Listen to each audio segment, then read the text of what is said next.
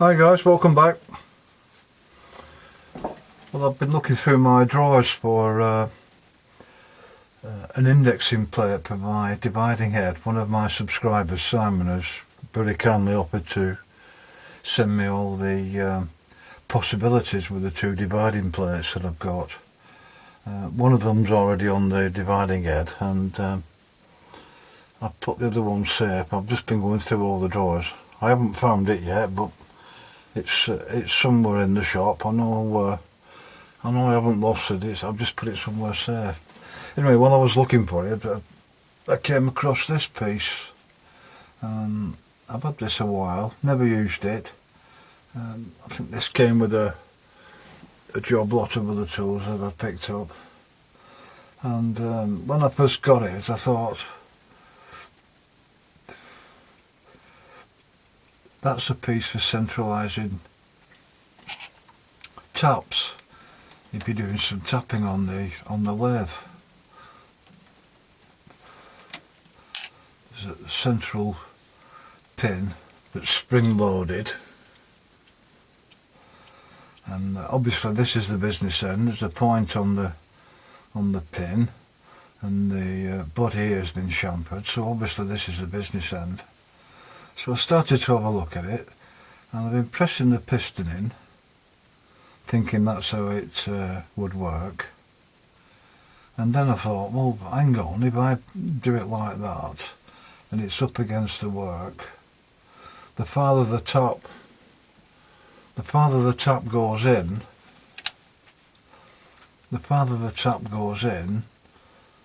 the less tension on the spring and less tension on the pin pushing the tap in to hold it centralised.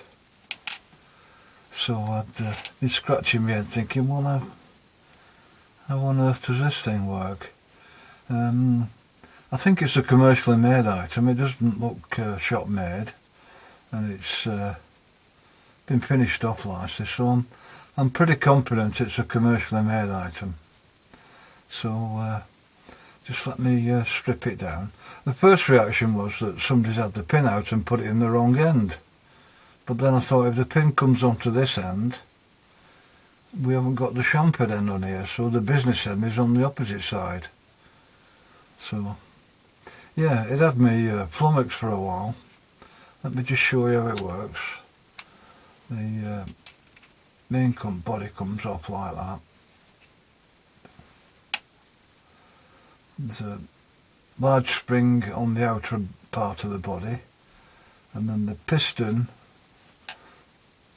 has a smaller spring, and that's located by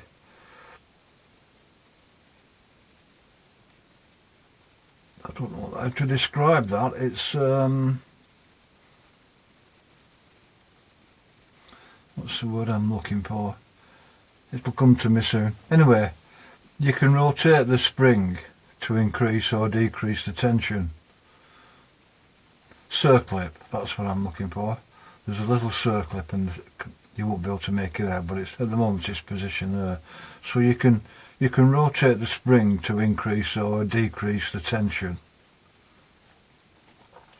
So yeah, the first reaction was to take that out and spin it round the other way. But then I thought, no, that can't be right. So I think I've finally figured out how it works. I put that piston back in. You see the tension, that inner spring creates that tension on the piston. And then the outer body, this outer spring locates on a collar that's machined into the outer body. The spring will go over to it initially, but then it stops when it reaches this collar at the top, and the whole of the front of it will go into the outer body. There's a thread on this part that this top piece screws onto.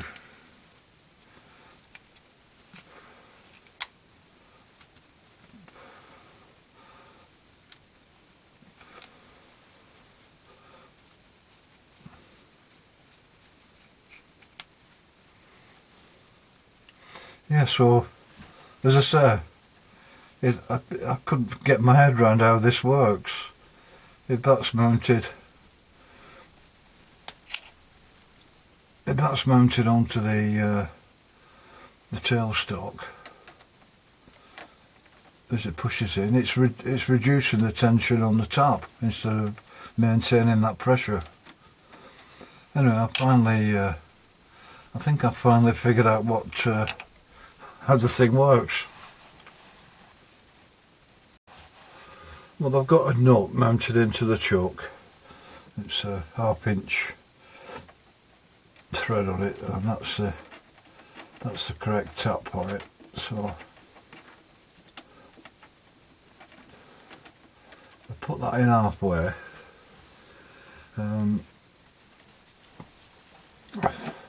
I'm not sure. I think partly what was throwing me off with the figuring out how this worked was that it's been knurled on the outer body and on this part. So I was thinking, is it meant to be handheld, or I thought that's defeating the object. So I think that's what was throwing me off initially. Anyway, I've got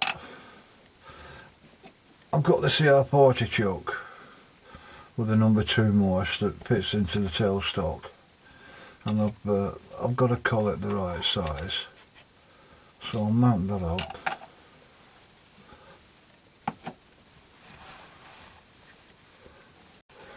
Yeah, so what I finally realised, guys, is if this outer section of the body is held in the choke, and then the tailstock is brought forward to put some pressure on this, by holding this outer part, this pin then is compressed in, so as the tap goes farther into the thread, the piston then comes back out to maintain that pressure. So I think initially I was thinking of you needed to mount it this side of the pin, or then this. I'm not sure why it's been knurled, but so I'm going to mount the body of this part of the body into the choke and then put some pressure on. So if I put that into the collet choke, tighten that up.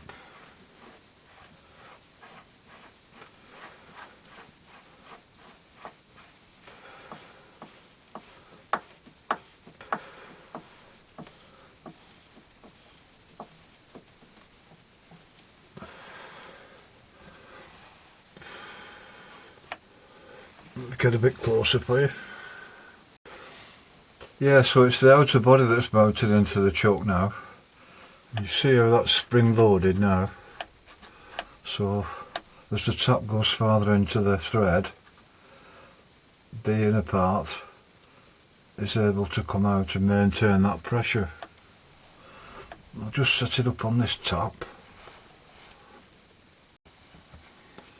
Well, the point's just started to touch the tap now, so if I wind the tailstock in, that's pushing that piston in. Right. Now,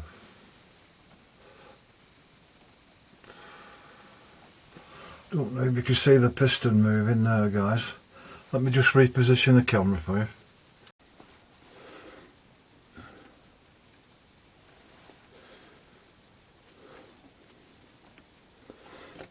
I think you can see how the piston is coming out now, so that's maintaining the angle that the tap goes in to maintain that thread. I'll take it the full distance till it stops.